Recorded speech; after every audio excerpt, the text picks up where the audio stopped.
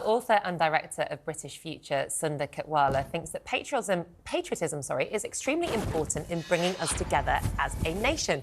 Meanwhile, broadcaster and anti-racism activist Imarn Ayton says that patriotism is divisive and creates a sense of exclusion. Sunder, let's start with you. Why do you think that the flag offends some people? I think it's a relatively small number of people who are offended by flags, but it depends on how you use them. And so if there's a history of the misuse or abuse of flags by tiny toxic elements, we might have seen it with the National Front or the British National Party and the British flag or the English Defence League. I would never want to say that flags belong to tiny fringe racist elements of our society. For me, the English flag represents, modern England, the English football team, the things we do together. And so hopefully when St. George's Day is marked, it's marked in a way that is inclusive and that signals very clearly everybody should come to the party. We've got a parade in Dartford where I am, and it's primary school children from all of the schools, their parents watching them, and it's clearly a happy and inclusive occasion. Can I just ask a question? Because I know what the other side of the argument is. We know that the St George's flag has been used by, as you said, far-right organisations. We need to reclaim that flag. The Irish, the Scots and the Welsh are proud and able to fly their flag. It's got to a point in this country and we're not allowed to. That's not right, is it? We are allowed to, but I mean, I wouldn't even use the word reclaim, because when you use the word reclaim, you're implying that this tiny fringe element, what is the English Defence League? A couple of hundred people that march around and, we haven't seen them for a while. It belongs to us. Yeah. We use it well. We associate with it as inclusive of modern England when the England football team at the World Cup, the European Championships. We should have that idea of the inclusive Englishness the rest of the time. And we haven't perhaps done as much with it outside of football, outside of those sporting summers, to show it can have that meaning. So events like the one you're talking about in Morley or Trafalgar Square there send that message that England is inclusive of everyone who belongs to and feels part of modern England today. Imarn, I just want to bring you in there. What do you see as British or English patriotism? And do you think it is inclusive of all people in our country?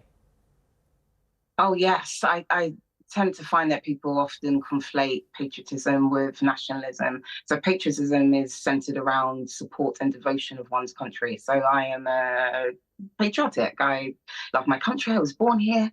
I talk about issues that pertain to Britain. So one could argue I'm easily regarded as a patriotic person.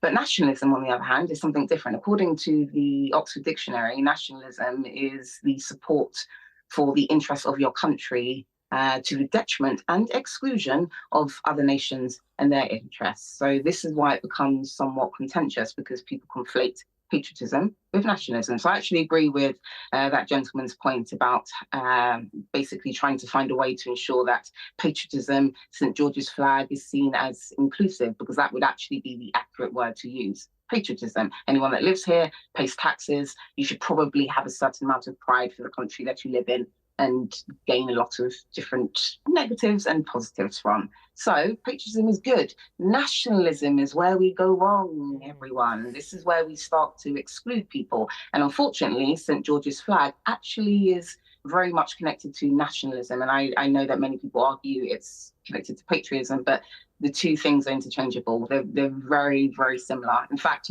nationalism has just slight nuance. In fact, patriotism came first many hundreds of years ago, and then nationalism started to really kick in from the 19th century. So it is this kind of exclusion, and this is why so many people, whether they be black, brown or whatever, may feel excluded on this day. Let's just get Sunder's reaction to that if we can. I'd love to have more time on this going. Sorry. Thank you, Imarn. Sunder, what do you say to what Imarn said there?